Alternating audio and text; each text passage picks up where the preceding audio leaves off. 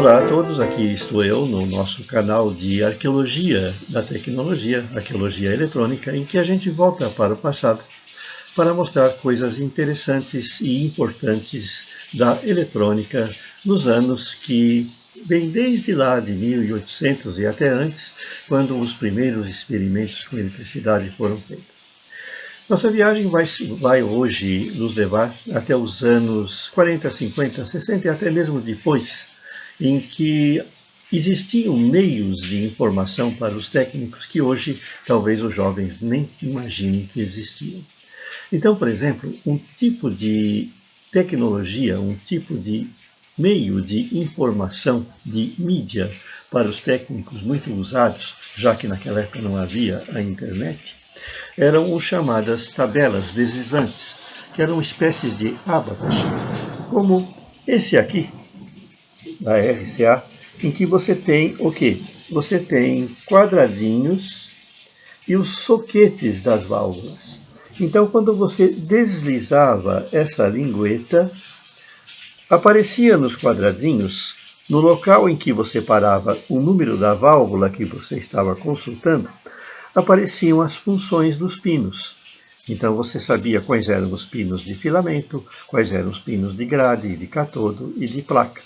Era muito útil isso para o técnico, para o montador eletrônico, porque ele podia consultar imediatamente a pinagem de uma válvula. Nós mesmos nos anos 70 ou 80 fizemos uma dessa com a pinagem de transistores, que nós distribuímos grudados na capa de uma edição especial da revista Saber Eletrônica, em que da mesma forma você punha lá o número do transistor deslizando a lingueta e encontrava a sua função, encontrava os pinos e também as características, tensão máxima, tensão mínima e para que ele servia. Era uma informação muito interessante. Uma outra forma de ábaco que era muito utilizada também eram as tabelas de cálculo, como essas daqui. Essa daqui é de uma revista inglesa, Wireless World. Essa daqui também é da mesma revista. Então, o que eram essas tabelas? Vocês podem encontrar algumas delas no nosso site. Vocês têm lá o quê? Várias linhas graduadas, como essas daqui, e que permitiam que você calculasse coisas. Por exemplo, essa que eu mostrei agora, permitem que você calcule resistência, potência e tensão, um em função da outra, aplicando. Como é que você faz? Você coloca a régua como se fosse aquela linha pontilhada, de modo que numa coluna você tem a tensão, na outra coluna você tem a corrente, e as tabelinhas do meio vão te dar, nas graduações, os cálculos da resistência e da potência. Então era muito útil, porque também não era uma época em que não havia a facilidade da calculadora.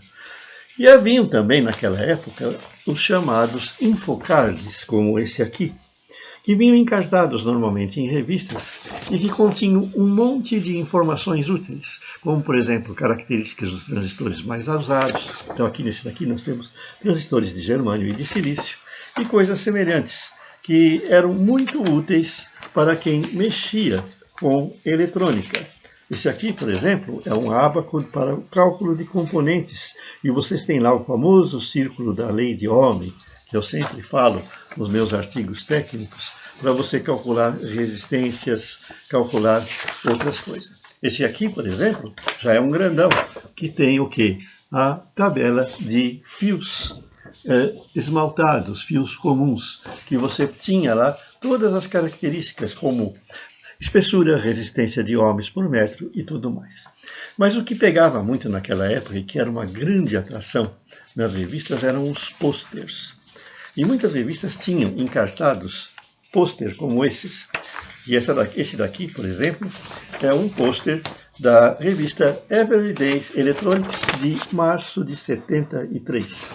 E a gente pendurava na parede, os técnicos, os profissionais de eletrônica, os amadores, penduravam esse pôster grandão e que tinha lá a característica e pinagem de transistores, por exemplo, e tinham muitas outras informações interessantes, como, por exemplo, esse aqui, que é da mesma revista, também uma Everyday Electronics de março de 74, que tinha a pinagem de circuitos integrados da época. muitos deles, que eram os mais comuns naquela época. Então, você tendo aquilo na parede ficava muito fácil você consultar. É lógico, não havia internet, né? E é lógico, e tudo isso dependia da imaginação, e a gente encontrava, por exemplo, a Practical Electronics tinha um pôster que era até de circuitos, como esse aqui, né? Que tinha os circuitos, né? Nesse caso, nós temos aqui um circuito de um trêmulo, um circuito de um gerador de ritmo e de um controlador de envelope, que era um conformador de efeitos para a guitarra. Então tinha muita coisa interessante na forma de pôsteres. Temos mais um aqui da Everyday Electronics, que se caracterizou por praticamente todo mês mandar para os seus leitores um pôster que a gente colecionava com muito carinho, porque era a fonte de informações que a gente tinha, né? E até, por exemplo, esse aqui é de uma Practical Electronics, que era um pôster de um inversor para uma lâmpada fluorescente. E do outro lado, ele também tinha um sistema de ignição eletrônica para carro, em que vinha o esquema, vinha a placa com a fiação e vinha tudo mais que os leitores precisavam para montar. Era um mapa, né? Você punha na mesa ou pendurava na parede e podia consultar essas informações de grande utilidade que você tinha para a realização do seu projeto.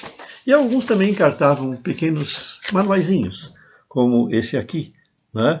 Que era um guia de dados eletrônicos, em que tinha fórmulas, tinha pinagens e tinha algumas coisas bastante interessantes que a gente usava no dia a dia.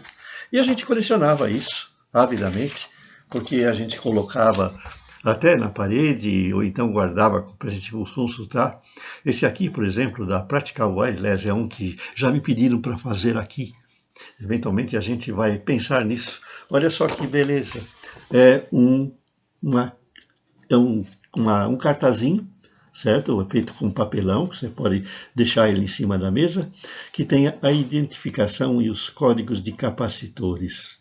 Tem todos os capacitores aí, com os códigos que são explicados aqui em detalhes, certo? No lado de trás. Então, era um guia de enorme utilidade para a gente que mexia com eletrônica. Hoje a gente tem internet, não precisa disso, né? Mas ainda seria muito interessante você ter, por exemplo, um pôster na parede do seu laboratório, né, da sua oficina, que tivesse alguma coisa que você consultaria muito. Você não perderia tempo em ter que digitar alguma coisa na internet, porque estaria lá. Ou então um manualzinho que você poderia deixar aqui na sua bancada, que tivesse aquelas informações que você precisa toda hora. Então ainda existe a possibilidade de se fazer isso. Nós estamos analisando, quem sabe, para oferecer para vocês no futuro alguma coisa no velho tempo, né, dos pôsteres, dos ábacos, das tabelas deslizantes e dos cartazes e dos encartes, né, com informações úteis. E de volta ao presente, né, porque esses pôsteres eram usados, conforme você viu, lá nos anos, eu tenho dos anos 40, dos anos 50, dos anos 60, dos anos 70, e depois acabaram. Acabaram juntamente com as revistas. E agora, de volta ao nosso tempo, nós ficamos pensando, né, que apesar de a gente não ter todo o acesso às informações que nós temos, né, hoje o nosso pôster é o tablet ou é o laptop, né, que a gente consulta a hora que precisa, né, mas naquela época tinha essa possibilidade de a gente ter à mão aquelas informações mais úteis que a gente precisa toda hora e de uma forma bem interessante, bem colorida, que a gente guardava com muito carinho, como eu tenho ainda hoje uma grande coleção dessas documentações técnicas do passado.